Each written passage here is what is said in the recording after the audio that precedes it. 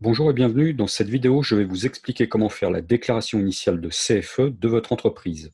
Si vous êtes intéressé par le sujet ou d'autres d'ailleurs, je publie également du contenu en dehors de cette chaîne YouTube sur mon blog d'actualité et mon podcast audio. Donc le meilleur moyen d'être informé de toutes ces publications est de vous inscrire dans mes contacts privilégiés à ma lettre privée confidentielle. Je vous mets un lien d'inscription en dessous de cette vidéo.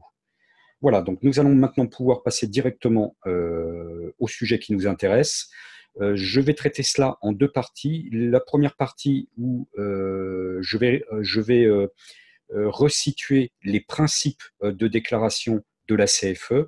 Et dans la deuxième partie, en fait, je vais dérouler la déclaration donc, que vous avez ici sous les yeux et vous indiquer comment remplir chacune de ces parties.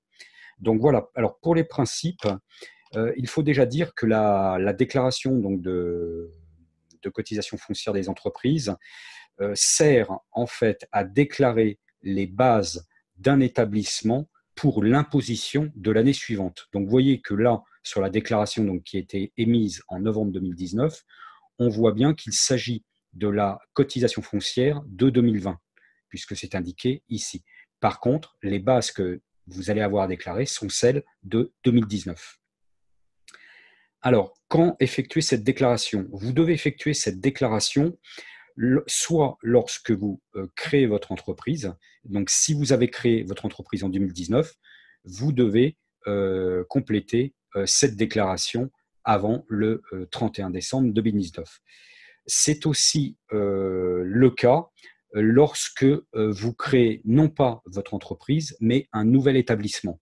Vous pouvez tout à fait avoir une entreprise avec un commerce, par exemple, à Paris, qui existe depuis 2018, 2017, 2016 ou avant, et prendre un nouveau commerce, toujours sur cette même entreprise, à Marseille en 2019, par exemple. Donc là, dans ces cas-là, vous aurez un nouvel établissement à Marseille en 2019 et vous aurez cette déclaration à remplir pour votre établissement de 2019. Ça peut être le cas lorsque vous transférez le siège social de votre entreprise ou de votre établissement principal. En admettant, par exemple, que vous ayez transféré votre siège social de Paris à Marseille en 2019, vous avez cette même déclaration à faire pour votre nouveau siège social ou nouvel établissement de Marseille en 2019. Alors, comme vous le voyez, pour faire la déclaration, il faut produire cette déclaration donc, qui apporte le numéro 1447C avant le 31 décembre donc de cette année et des années suivantes pour les créations ou les transferts d'établissements les années suivantes. Alors, normalement, vous devez recevoir de votre service des impôts des entreprises cet imprimé pré-identifié avec ici l'adresse du service des impôts des entreprises et l'adresse de votre entreprise. Si vous ne le recevez pas, ça ne vous dispense pas de déclarer, mais vous devez, dans ces cas-là, vous procurer cette déclaration sur le site de l'administration fiscale. Donc, je vais vous faire voir comment vous procurer cette déclaration. Donc, on va aller dans un moteur de recherche, on va taper donc impôt.gouv et on va sélectionner le premier site, donc qui est le site officiel de l'administration fiscale, impôt.gouv.fr. Donc, je clique sur ce lien. Et pour avoir l'imprimé, il suffit de taper son numéro. Donc, on va taper 1447. Alors, si vous mettez 1447-C ou quelque chose, ou C tout court, ça ne fonctionnera pas au niveau du moteur de recherche de formulaire. Donc, il faut bien mettre que le numéro principal de l'imprimé. Donc, vous mettez ici 1447 et vous cliquez sur la petite loupe pour lancer la recherche. Donc là, ce qui va se passer, c'est que dans le petit cadre de droite, il va vous ressortir toutes les déclarations qui portent le numéro 1447. Donc, il faut descendre un petit peu et vous voyez qu'ici, on a le formulaire 1447C, donc déclaration initiale de CFE. Et vous avez en dessous, si vous avez un doute pour remplir une rubrique ou si vous avez besoin de précisions complémentaires, vous avez également ici une notice. Donc, c'est le formulaire 1447C-note, donc qui peut vous aider à remplir ce formulaire. Voilà, donc pour trouver le formulaire. Alors, ensuite, ce formulaire, que devez-vous en faire? Donc, vous devez en fait le compléter et vous devez l'envoyer au service des impôts des entreprises, donc à l'interlocuteur fiscal unique, donc qu'on appelle aussi l'IFU, dont dépend le siège social de votre entreprise. Donc ça, normalement, si vous êtes créé en 2019 ou avant, vous savez quelles sont les coordonnées du service fiscal, du service des impôts de votre entreprise. Si vous ne savez pas, vous avez malgré tout la possibilité, ici sur le site ImpôGouv, dans la rubrique professionnelle, de faire une recherche de votre SIE. Il y a une rubrique contact de mémoire, vous voyez, donc, qui est ici, où vous cliquez sur accéder et vous pouvez, en fonction, le site va vous demander l'adresse de votre entreprise et va vous indiquer toutes les coordonnées des interlocuteurs fiscaux, dont le service des impôts des entreprises dont vous dépendez. Donc voilà, si jamais vous n'avez rien reçu depuis, ce qui serait quand même étonnant, hein, mais si vous n'avez rien reçu, vous pouvez malgré tout trouver l'adresse de contact de votre SIE ici. Donc, pour en revenir à la déclaration 1447C, donc c'est une déclaration donc, qui est au format, vous voyez, au format PDF, donc un format qui est remplissable, donc on peut saisir, vous voyez, dedans, on peut saisir des choses. C'est quelque chose donc, que l'on complète, que l'on imprime et que l'on envoie par courrier postal au service des impôts des entreprises. Il n'y a pas de processus pour l'instant de saisie en ligne ou de transmission en ligne. Donc, c'est quelque chose que vous devez envoyer de manière papier. Donc, voilà, au niveau des principes, nous allons maintenant pouvoir passer au remplissage de cette déclaration. Donc déjà, première page, donc là, vous voyez, il faut que vous complétiez ici le département de votre entreprise et la commune du lieu d'imposition. Donc ça ne pose pas de problème particulier. Ensuite, ici, donc, dans le premier cadre, qui est le cadre A1, vous avez l'identification d'entreprise. Donc là, vous devez compléter soit votre nom et prénom si vous êtes une entreprise individuelle ou micro-entrepreneur, soit la dénomination sociale de la société si vous êtes une société.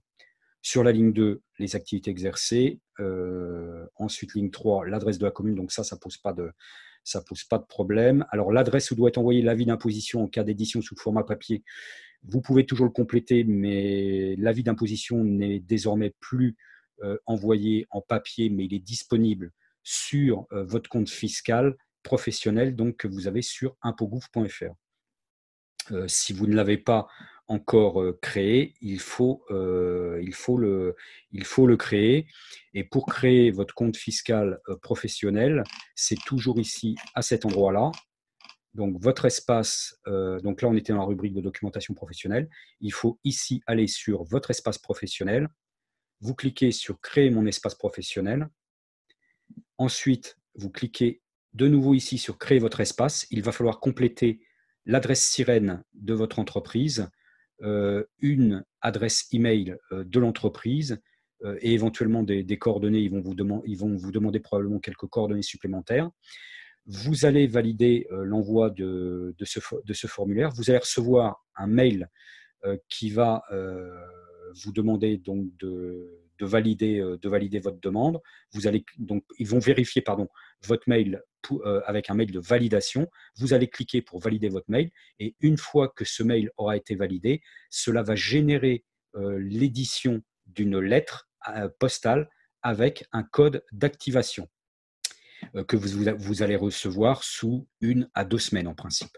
Et quand vous aurez reçu ce code d'activation par courrier postal, vous pourrez ici aller cliquer sur « Activer mon espace, mes services ». Donc, vous cliquerez et vous pourrez saisir ici le code d'activation qui figurera dans le courrier postal. Et ensuite, vous pourrez accéder à tous les services de votre compte fiscal professionnel. Vous pourrez rentrer un RIB pour le compte de paiement et vous pourrez procéder aux déclarations et au paiement des impôts par l'intermédiaire de ce compte fiscal professionnel. Donc voilà, ça c'était la petite parenthèse sur le compte fiscal professionnel.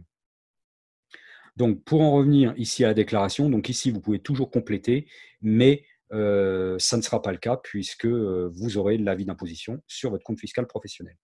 Ensuite, le numéro SIRET de l'établissement, ça vous l'avez. Le code de l'activité, donc le code d'activité de l'établissement, c'est celui qui vous est fourni sur l'avis d'identification au répertoire Sirène. Donc ça, vous avez dû également le recevoir quand vous avez créé l'établissement. Vous devez cocher ici si l'entreprise est immatriculée ou pas au répertoire des métiers.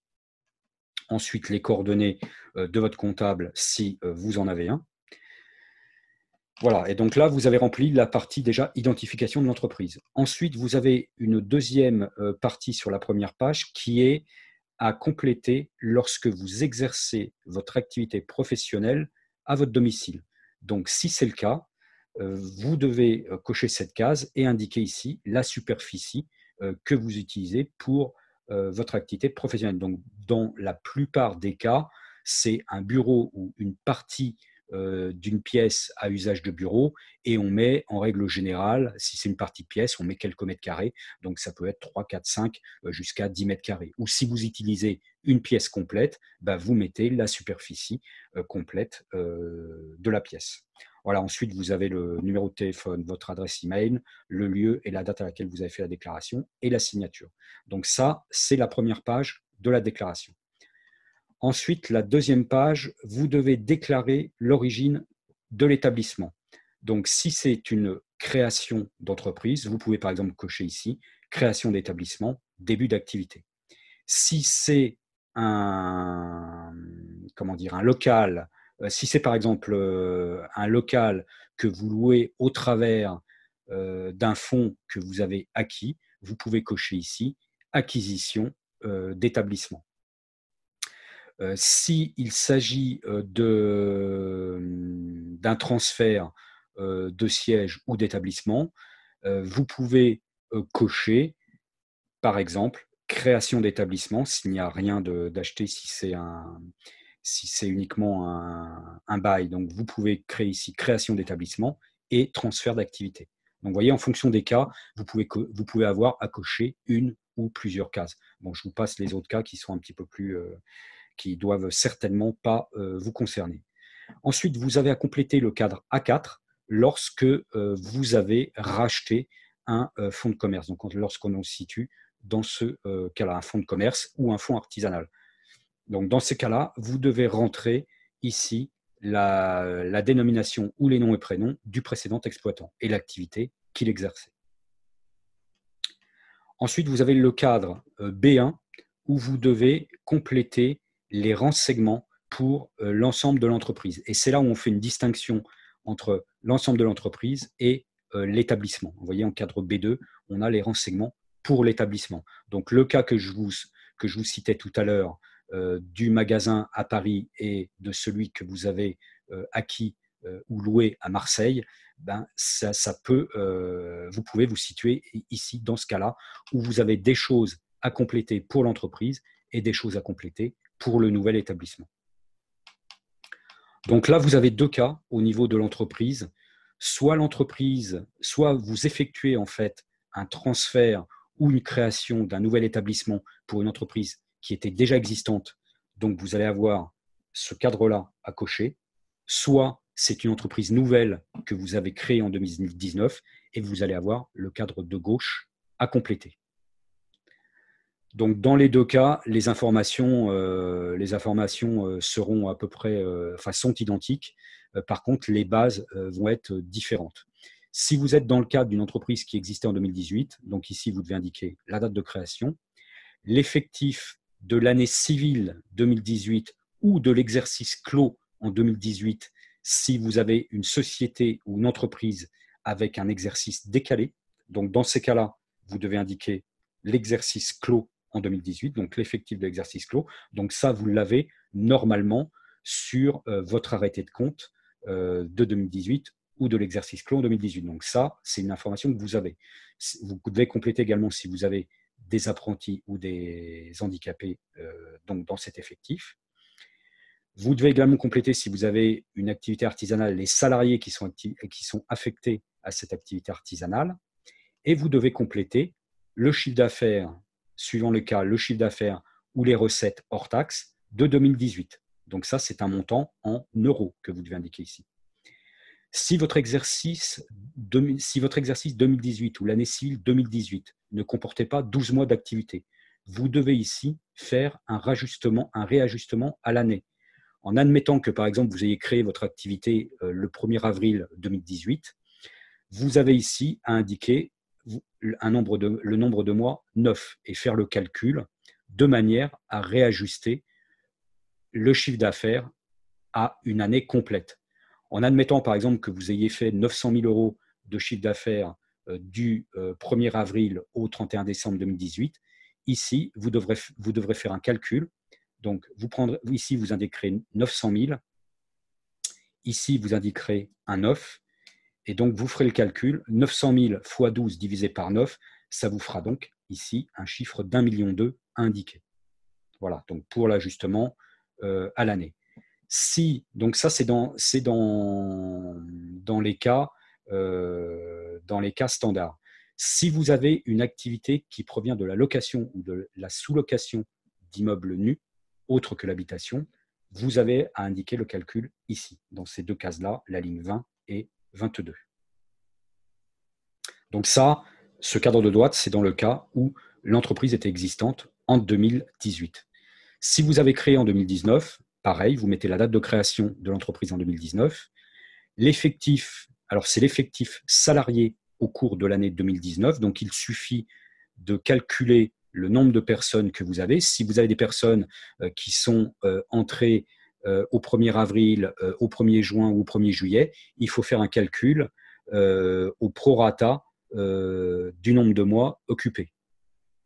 C'est-à-dire que la personne ne comptera pas pour 1, mais elle comptera, par exemple, pour une personne qui a été embauchée au 1er juillet, elle comptera pour 1 fois 6 divisé par 12, donc 0,5. Si c'est une personne qui est à temps partiel, il faut aussi calculer un prorata d'effectifs. Si la personne est à tiers-temps, par exemple, il ne faut pas prendre un nombre de 1 pour cette personne, mais il faut prendre un tiers. Et donc, sommer comme ça toutes les personnes que vous avez, le prorata, pardon, que vous avez pour toutes les personnes, et calculer donc l'effectif moyen de l'année, donc l'effectif salarié. Pour les personnes qui sont entrepreneurs individuels ou gérants majoritaires, donc travailleurs non salariés, ils ne sont pas ici inclus dans l'effectif. Donc là, c'est pareil, il faut indiquer si vous avez dans cet effectif-là des apprentis sous contrat ou des handicapés. Et pareil pour les salariés affectés à l'activité artisanale.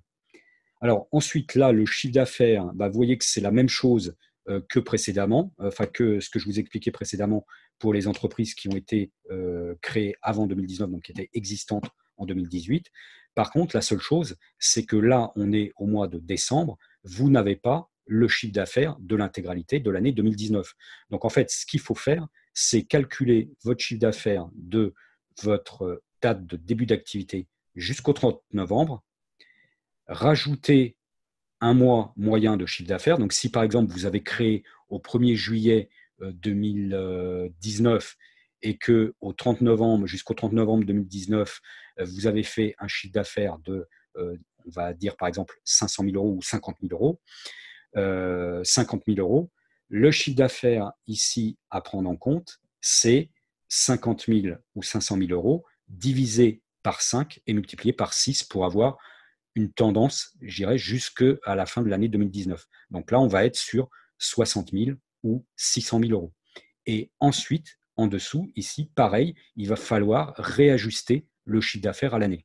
C'est-à-dire que si ici, votre chiffre d'affaires il est de 60 000 ou 600 000 euros et qu'il est pour 6 mois, ici, on va indiquer 6 et on va faire le calcul. 600 000, 60 000 ou 600 000 fois 12 divisé par 6 et vous allez ici de nouveau être à 120 000 ou 1,2 million.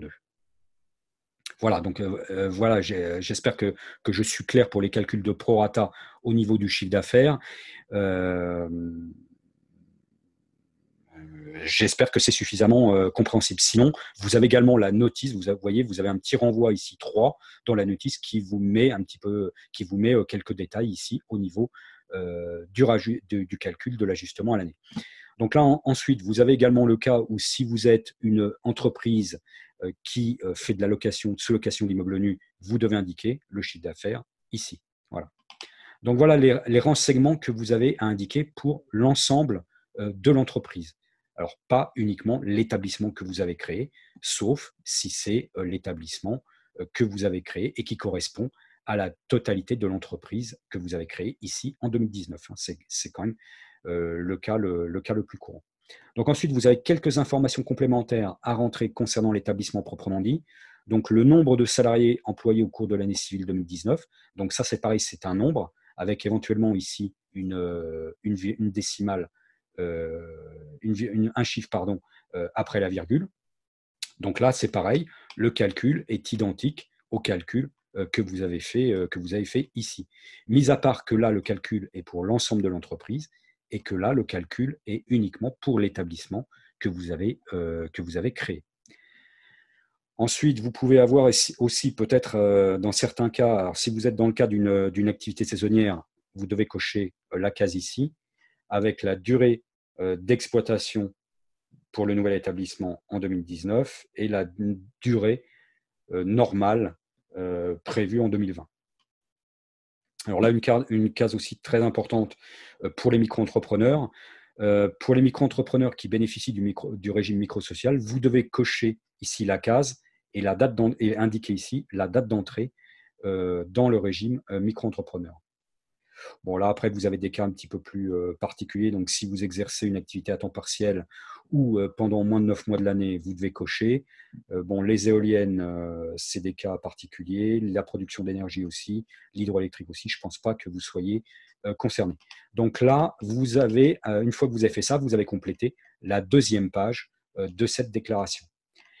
Ensuite, la troisième page, c'est la partie qui concerne les biens de votre nouvel établissement qui sont passibles d'une taxe foncière. Donc, autrement dit, c'est les biens immobiliers qu'utilise votre entreprise. Alors, si vous êtes dans le cas où vous avez votre activité qui est domiciliée à votre entreprise, qui est exercée à votre domicile, pas domiciliée, mais qui est exercée à votre domicile, vous n'avez pas, et que vous avez coché ici cette case-là, vous n'avez pas à compléter cette partie-là, cette troisième page qui est le cadre C. Vous pouvez aussi ne pas le remplir lorsque vous avez répondu à la lettre d'accueil de l'administration fiscale, lorsque vous avez créé l'établissement et que vous avez déjà fourni toutes ces informations. Donc ça, c'est ce qui vous est indiqué ici. Informations obligatoires, sauf si elles ont été fournies en réponse à la lettre d'accueil. Moi, je vous conseille, malgré tout, même si vous avez répondu, même si vous avez déjà mis ces informations à la lettre d'accueil, je vous conseille, malgré tout, de recopier quand même les informations ici pour être sûr qu'elles soient bien prises en compte. Donc là, vous avez un certain nombre d'explications dans la notice, donc à la case 11 et à la case 12, mais je vais vous commenter les principales. Donc la nature du bien, bon, moi ça, je vous laisserai aller voir la notice, mais c'est principalement si c'est un local, quel est l'usage en fait du local. Bon, l'adresse, ça pose pas de problème particulier. Les bâtiments, etc. Les numéros de lot dans la copropriété non plus. L'identité de l'occupant précédent, bon, s'il y en a un, il faut l'indiquer ici. Là, vous devez indiquer la date à partir de laquelle vous avez occupé le bien. Ici, la superficie totale des locaux. Et là, en dessous, il va falloir donner un détail de l'affectation en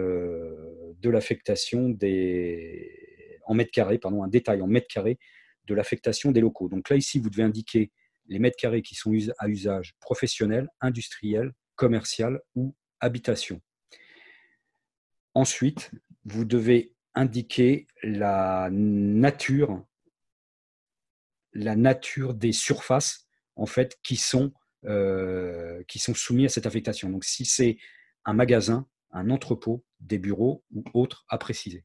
Donc là, je ne peux pas vous citer tous les cas puisqu'il y a autant de cas que de local, que de type de local. Hein. Donc, mais ça, vous devez savoir en fonction des locaux, si vous voulez, par rapport au bail que vous avez, en fonction de la nature des locaux que vous avez, vous devez être capable de déterminer le métrage en utilisation, si c'est d'utilisation professionnelle, si c'est d'utilisation industrielle, commerciale ou habitation, si c'est un magasin, entrepôt, bureau ou autre. Donc ça, normalement, ça ne va pas vous poser de problème particulier. Ensuite, vous devez indiquer au niveau de ces locaux si vous en êtes propriétaire, locataire. Donc si vous êtes locataire, il faut indiquer le nom et adresse du propriétaire et joindre une copie du bail. Si vous êtes sous-locataire, c'est la même chose. Il faut indiquer le nom et l'adresse du propriétaire, le nom du titulaire du bail et il faut joindre votre contrat de sous-location. Ensuite, vous avez des cas de domiciliation commerciale. Si vous faites appel à une société, par exemple, de domiciliation pour le siège social de votre entreprise, vous devez l'indiquer ici, avec le nom et l'adresse du propriétaire et éventuellement le nom de la société hébergeante. Si c'est également une domiciliation à titre gratuit, vous devez, pareil, l'indiquer ici. S'il y a des partages de locaux, donc là, vous devez indiquer le nom des autres utilisateurs. S'il y a des parkings, pareil, vous devez ici donner le détail, le nombre de places de parking, et éventuellement l'adresse si ce n'est pas la même adresse. Donc là, on a le cas des SCM. Bon, ça, je ne vais pas vous en parler, c'est un cas particulier. Par contre, on a ici un cadre assez important qui concerne les loueurs en meublé. Pour les personnes qui font de la location meublée, il faut ici bien cocher si c'est un meublé classé meublé de tourisme, si c'est un local à l'habitation personnelle loué en meublé, parce que là, il y a des exonérations, ou si c'est un autre local meublé. Bon, là, après, c'est un cas un petit peu particulier.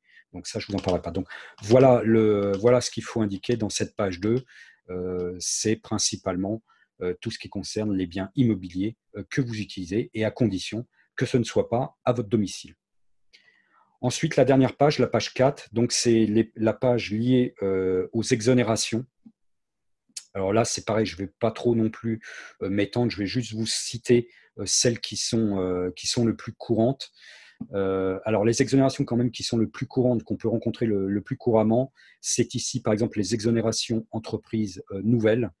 Là, vous avez le cas des entreprises nouvelles, donc article 44 sexies du CGI. On a ensuite l'exonération 44 septies, donc c'est la création d'entreprises nouvelles pour reprise d'entreprises industrielles en difficulté. Bon, c'est quand même pas très très courant. Et on a par contre un cas un peu plus courant qui est le 44 quindecies du CGI, qui concerne la création et la reprise d'entreprises donc dans des zones de revitalisation rurale. Donc ça peut être c'est un cas que vous pouvez rencontrer. Donc, si vous pouvez bénéficier au niveau de votre imposition des bénéfices de ces exonérations-là, il faut savoir que vous pouvez bénéficier également d'une exonération temporaire, donc de CFE. Et dans ces cas-là, il faut cocher les cases ici correspondantes, CFE, CVAE, donc les deux cases. Et il faut savoir que c'est de toute façon des exonérations qui sont accordées sur délibération des collectivités territoriales. Donc ça, comme vous ne pouvez pas forcément le savoir, il faut ici faire la demande, cocher ici pour faire la demande, et l'administration fiscale l'appliquera s'il y a eu une délibération de la collectivité locale. Donc, par contre, il ne faut pas effectivement oublier de cocher ces cases-là, parce que sinon, l'exonération ne sera pas appliquée. Alors, qu'est-ce qu'on peut avoir d'autre comme exonération courante ? Donc là, on a vu, oui, des exonérations entreprises nouvelles. Après, dans ces cases-là, c'est vraiment là des cas particuliers. Alors ensuite, on a des exonérations qui sont accordées de plein droit, sauf délibération contraire des collectivités territoriales. Donc là, vous voyez, les premières qu'on a vues, c'était accordé s'il y avait une décision.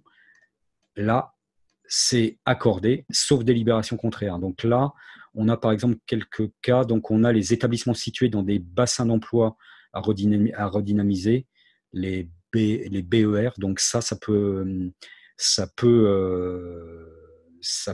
être le cas. On a aussi un cas de changement d'exploitant, donc dans les zones franches, lorsqu'il y a des changements. Donc là, c'est un régime particulier, donc que vous pouvez, c'est un petit peu plus rare, mais vous pouvez le rencontrer également. Et ensuite, on a les autres exonérations de droit. Alors, est-ce qu'il y a des cas assez courants? Non, là, il n'y a pas de cas très courant. Et ensuite, il y a ici un cas d'exonération nécessitant des déclarations spécifiques. Donc ça, oui, ça, on peut les rencontrer, hein. On peut avoir dans certains cas, lorsqu'il y a des opérations effectuées dans certaines zones, donc les zones AFR, donc à finalité régionale, ou les zones de revitalisation rurale, donc, dont on a parlé tout à l'heure.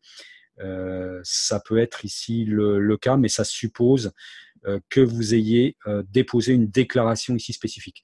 Donc là, je vous renvoie pour ça à la documentation sur l'exonération en fait pour laquelle vous bénéficiez en matière d'imposition des bénéfices. Donc, si vous bénéficiez d'une exonération AFR ou d'une exonération ZRR, donc zone rurale, faut regarder la documentation précisément là, pour voir ce qu'il faut faire au niveau de la déclaration 1465 et cocher ici les cases correspondantes. Donc voilà, en fait, il y a quand même pas trop de cas où vous pourriez être concerné sur cette 4e page d'exonération. Donc voilà, vous avez donc je vous ai commenté en intégralité la déclaration, la façon dont moi je procède pour les remplir. Donc voilà en synthèse ce que je voulais vous dire sur ce sujet. Donc j'espère que ça a pu répondre à vos interrogations et que vous avez aimé ce contenu. Dites-le moi en cliquant sur le pouce en haut ou sur le pouce de couleur bleue pour me dire que vous avez aimé, ou le pouce en bas ou de couleur rouge dans le cas contraire. N'hésitez pas non plus à me contacter en cas de besoin. Je réponds à tout le monde. En tout cas, je vous remercie de votre écoute et je vous dis à bientôt pour le prochain enregistrement.